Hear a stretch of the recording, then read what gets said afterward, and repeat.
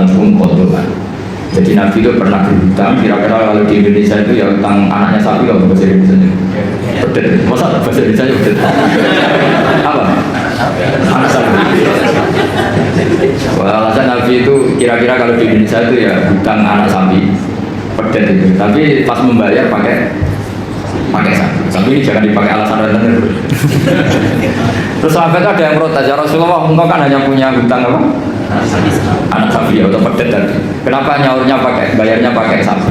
Terus Nabi ngendikan khairukum ahsanukum qadran. Yang terbaik dari kalian adalah saat bayar itu lebih. Nah, ini yang masalah ini, makanya saya bilang ini masalah.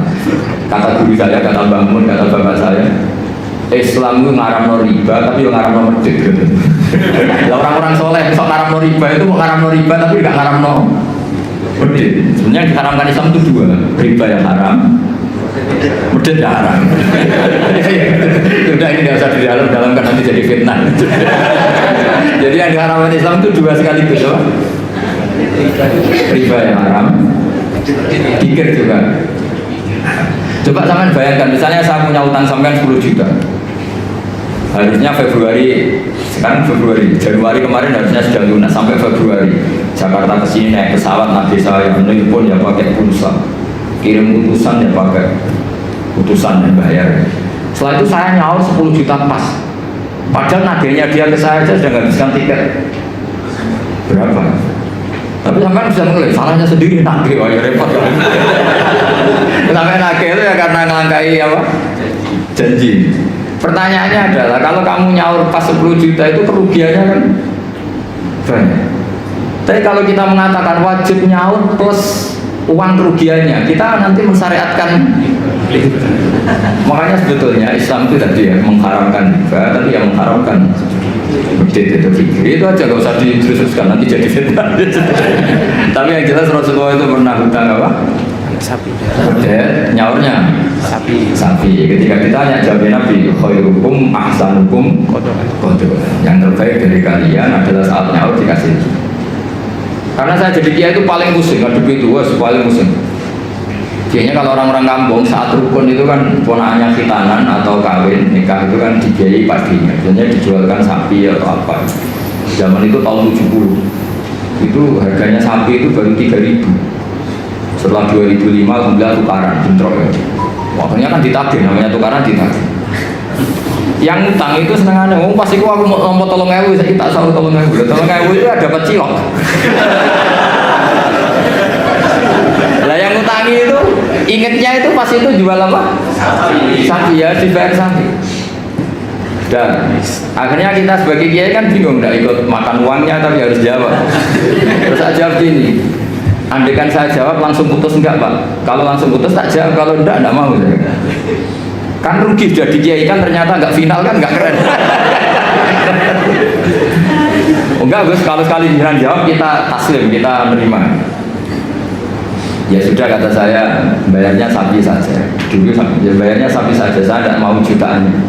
Tapi ternyata yang ngutangi berengkel. Dulu sapinya itu andaikan masih itu anak cucunya sudah bayar. Wah repot kalau gini. Jadi dia nggak mau dibayar satu sapi, harus plus anak cucunya. Apalagi kalau sapinya sering selingkuh, anaknya. Tapi yang utang itu tidak kalah pinternya. Iku nak urip sapi mula, nak mati kan? Wah repot ini. Makanya saya itu kadang sama orang awam tuh yang mantel karena itu singal kan. Coba sampean kalau jadi kiai, kalau Anda dalam posisi saya milih mana?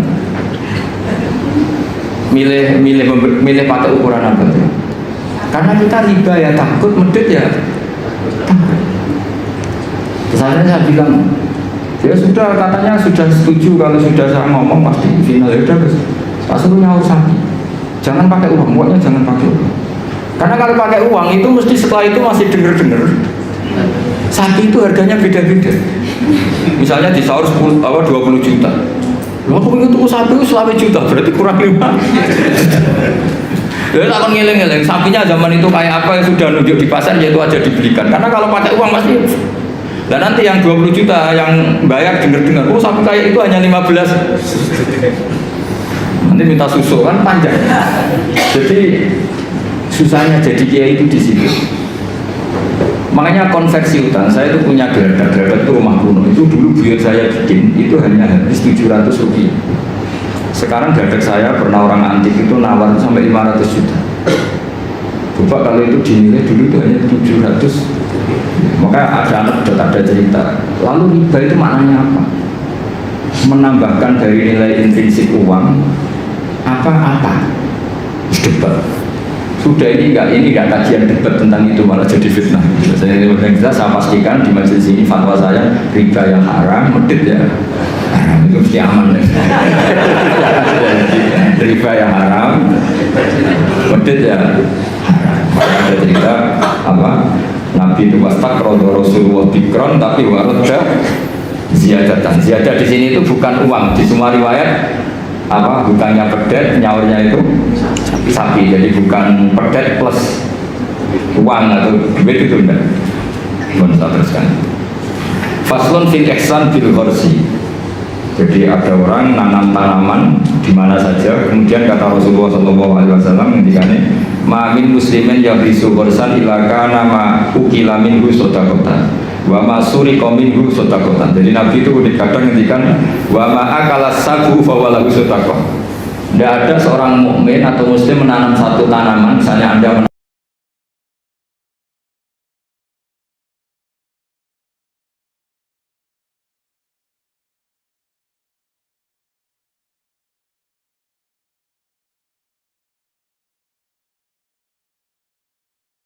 sistem pencurian yang seperti itu sebetulnya bisa setengah-setengah dilegalkan. Tapi jangan mengajari mencuri, tapi lagi-lagi jangan mengajari kikir juga. Karena sampai dikatakan mencuri itu juga karena yang punya ada makanya uniknya Nabi ngendikan wa masuri qaumin ya sodako, yang dicuri pun nanti berstatus sodako. Tapi ya jangan mobil. Ya yang ringan-ringan. Itu kalau di kampung saya, umumnya kampung lah, masih di kampung. Di kampung itu ada adat unik. Kalau ada orang punya semangka banyak, kemudian ada tukang penggembala ngambil satu, itu kalau ditabui atau disalahkan, itu orang menyalahkan yang punya semangka. Wong kok medhiti ngono kok geger. Ada konsensus, ada apa? Jadi agama itu yang ngaramkan nyuri, tapi juga ngaramkan medhit. Itu jadi perlu dicatat. Kayak siapa? Sama lihat di kampung-kampung, ada orang punya 1 hektar atau 1 ladang, terus punya mangga banyak, ada yang nyuri 1 digebukin, orang nyalakan siapa?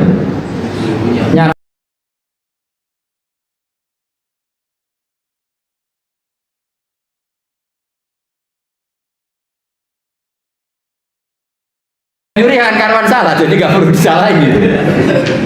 Tapi yang jelas Nabi ngendikan kalau ada orang punya tanaman, kemudian dimakan hewan atau dicuri, bahasanya Nabi masih sulit kok, maka itu menjadi sedekahnya dia.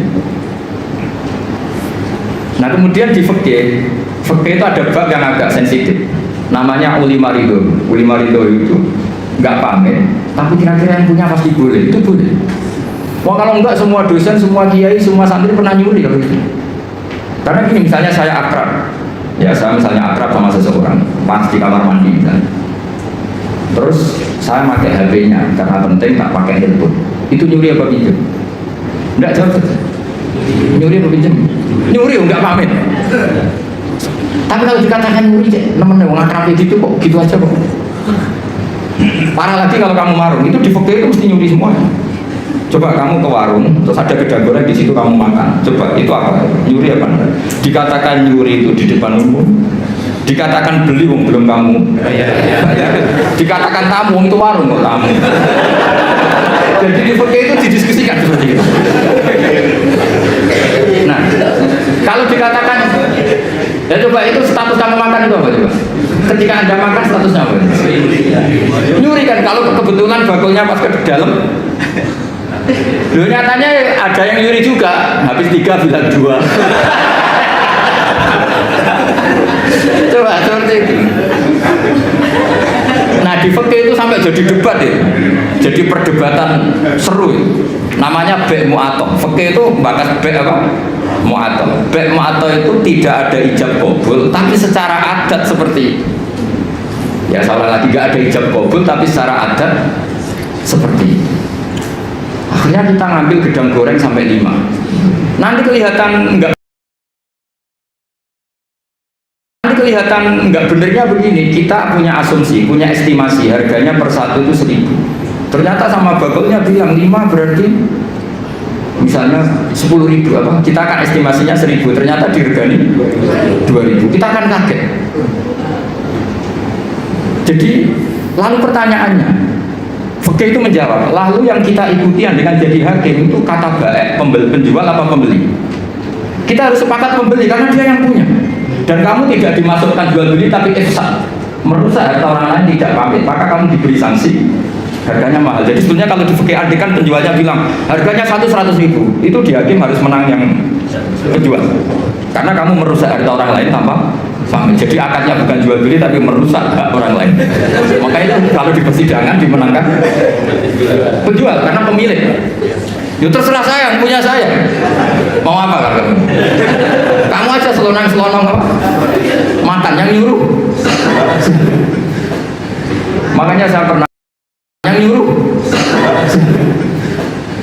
Makanya saya pernah kenal sama Kiai Jawa Timur, itu orangnya khusyuk. Itu kalau marung itu sampai bakalnya mangkel.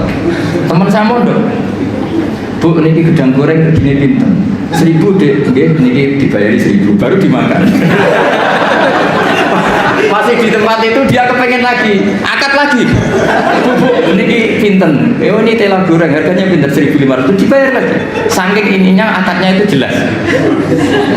Lama-lama anak itu tiap marung, dia cuma marung rene kayak wong. Jadi kadang orang bener itu yang repot no. Orang bener itu kadang yang repot, tapi itu memang bener betul. Nah, makanya di fikih itu ada bab namanya bab polimar itu. Di kampung itu kalau ada orang punya semangka 1 hektar atau punya pohon mangga, kok orang ngambil satu pamit itu mesti dimarahin kalau orangnya dermawan. Cung mono kok kena buta yang berjubuk. Makanya saya katakan nyolong ya haram, tapi medit juga. Ya itu aja Gus, nggak usah terus berarti Gus Pak ngalalkan nyolong ya enggak? Kamu itu kamu nyimpulkan sekacau itu ya enggak seperti itu. Tapi ini saya hanya maknani hadis. Kenapa Nabi ngendikan bahwa masuri kaumin sodako yang dicuri pun berstatus sodako, karena bahasa nyuri itu bahasa yang sudah ngekor. Dikatakan nyuri karena nyatanya tidak pamit.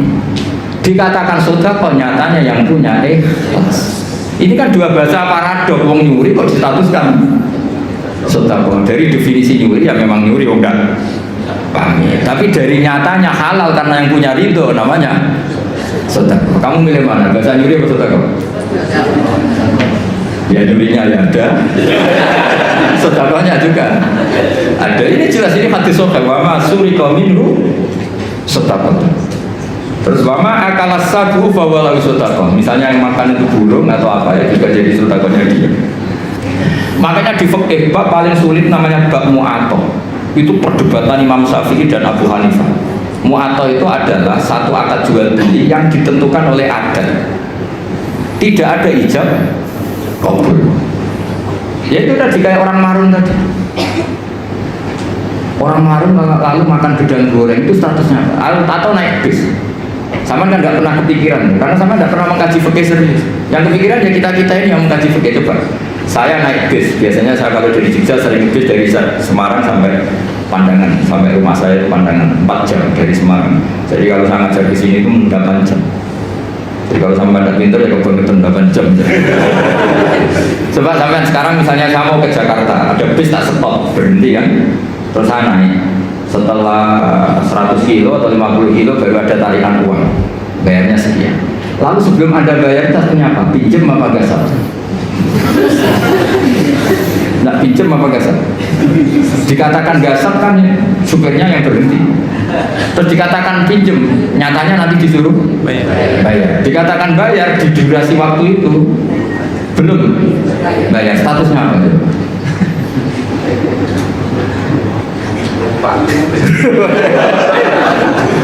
Lah kalau numpang begini, pas 50 kilo sebelum ditarik kondektor kamu turun. Jadi fikih itu punya sekian PR. Makanya di fikih itu mau tidak mau harus ada babun. Bab bagaimana transaksi sing ulima itu tidak ada akad yang verbal maupun eksplisit, tapi sudah diketahui kali itu pasti ridho. Ya kayak tadi, namanya bakul, ada orang makan gedang goreng itu ya seneng karena dianggap aset, dianggap kepayon. Tapi yang makan ini masalahnya punya estimasi, yang mulai masalah kan punya estimasi. Kemudian nak sanggup pas 2.000 gitu, ternyata di luar dugaan harganya 5.000. Makanya kalau kita sebagai kiai, saya sering punya santri yang pedagang gitu, mesti pesan saya, tolong tarif harga itu dikasih. Makanya kayak warung Padang, beberapa warung yang sudah gitu, pasti didian dia itu disuruh apa, nulis apa? Tarif apa? Harga. Karena kalau kata-kata terus kan capek ini yang bakulnya. Ampun tuh dia gua gading bentuk gedang goreng harganya berapa? 1.000 dibayar. Itu anaknya orang sufi. Saking sufinya bapaknya itu dulu era Waiser itu gak pernah diwaiser. Karena bapaknya itu orang sufi. Nanti kalau Waiser itu uangnya ketuker sama uangnya orang lain, itu yang dikasihkan dari uang saya, tapi uangnya orang lain. Jadi kalau ngirim anak itu masih ada orang sufi itu. Kalau di UI kayaknya nggak pernah ada. Sudah modern sekali. Sampai segitu karena takut uangnya itu ketuker. Yang kamu terima itu tidak uangnya bapak, tapi uang orang lain. Coba seperti itu sah nggak gitu? Misalnya wesel online, yang dikasihkan uang kamu apa uang orang lain? Boleh enggak? Itu kalau menurut teori profesional kan nggak boleh. Mau miliknya orang lain kok di. Yang menjadikan boleh karena apa? Ulima ridho, orang lain itu juga ridho karena tergantikan. Kalau kamu ngajukan kredit ke bank, uang yang dikasihkan kamu itu uangnya bank itu uang orang banyak. Pamit gak?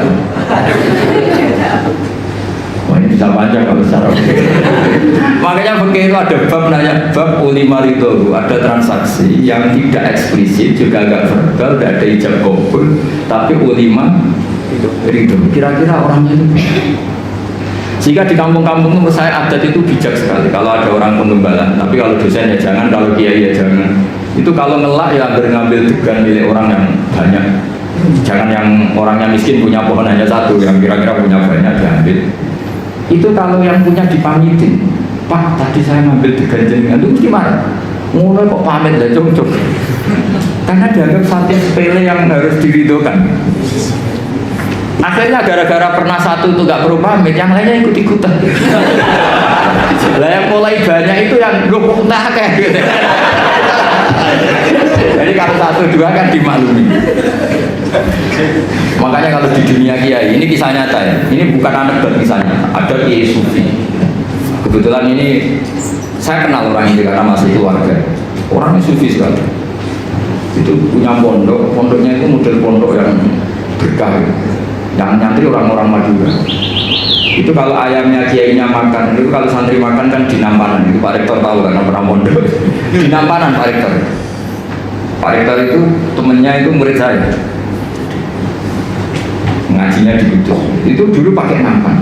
Itu ayamnya datang ke Pak Rektor itu nggak berani busa karena ayamnya kiai.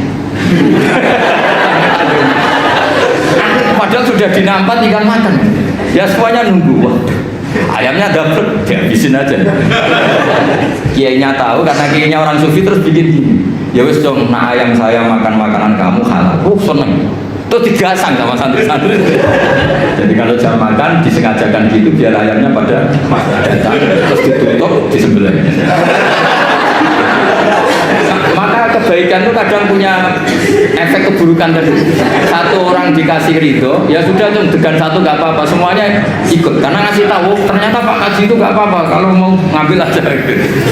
Singkat cerita suatu saat yang makan itu bukan ayam tapi kambing.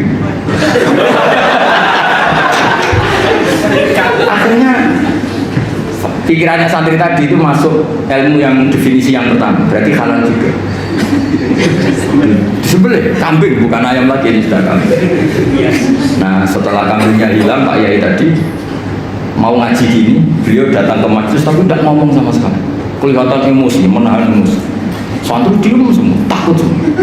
Terus ada santri cerdas, ini sudah di majelis kok tidak ngajar, nggak ngomong, nggak marah tapi cuma diem, ngumpet emosi. Wal kalimin Allah itu kira-kira. Yang di belakang tahu ini pasti urusan kambing. Yai, jangan marah karena kambing ya. Kiainya ya cerdas langsung bilang, yo kegedean aja. Maksudnya itu. Jadi yang belakang itu langsung bilang, Yai katanya yang makan makanannya santri itu halal.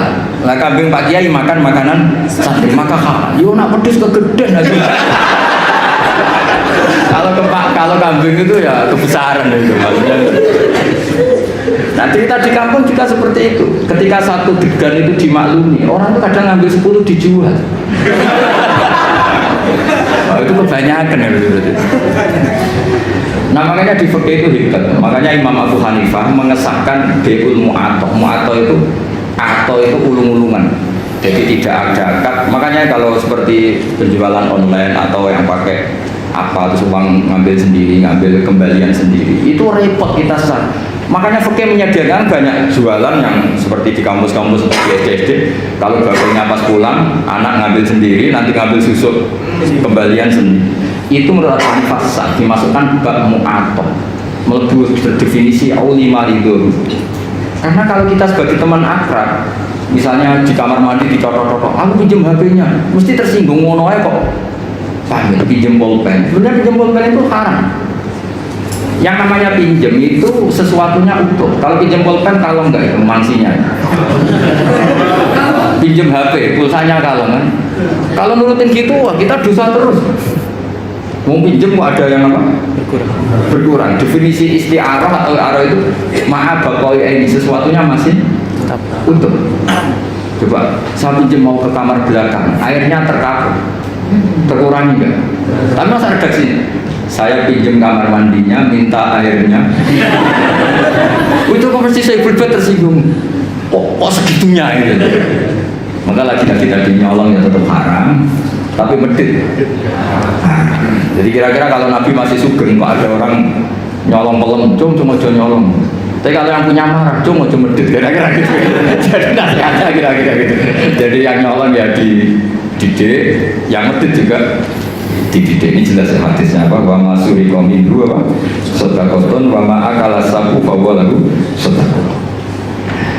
Suara ya ada seterusnya mau kembali ya. Baik, jazakumullah khairan. Mungkin di sini ada 2 atau 3 pertanyaan. 2 aja, kalau 3 kebanyakan. 2 pertanyaan mungkin dari Bapak Ibu ingin bertanya. 1.